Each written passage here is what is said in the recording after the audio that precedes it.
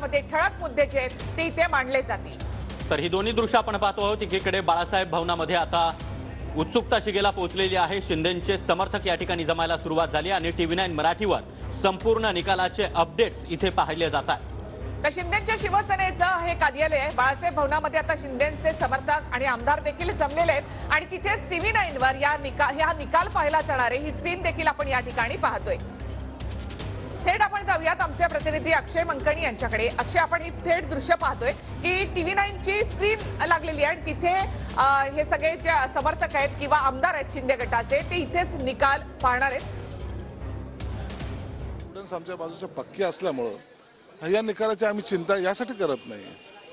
काही लोकांना जे काही खोटे डॉक्युमेंट्स तिथे सबमिट केले होते, अनेक त्रुटी त्याच्यात आढळलेल्या आहेत, म्हणून त्यांना आता वाटायला लागलंय आतापर्यंत आपण खेचलं, आतापर्यंत आपण खेचत नेलं, परंतु आता लिमिट आपली संपलेली आहे, म्हणून त्यांनी आता हे वक्तव्य सुरू करायला केले आहेत। मग अध्यक्षावर आरोप करायला सुरुवात केली आहेत।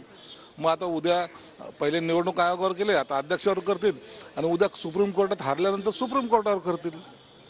पण सर, त्यांचे 14 अपात्र होतील असं तुमचं ठाम मत आहे? अपात्रच झाले पाहिजे। जर आम्ही पात्र तर ते अपात्र, आणि त्याची कारवाई तातडीने केली जाईल। सर, आपण विरोधी पक्षनेते विजय वडेट्टीवार असं म्हणाले की ही सगळी स्क्रिप्ट जी आहे ती दिल्लीवरनं लिहून आले, ते स्क्रिप्टच अध्यक्षांना वाचायची। अहो, हे काँग्रेसचे नेते काय बोलतात कळत नाही। ते पृथ्वीराज चव्हाण बोलले आम्ही सुप्रीम कोर्टात जाऊ।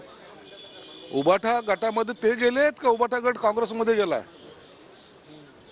कोणत्या पक्षाचं आहे? यांच्यामध्ये आहे का नाही काही?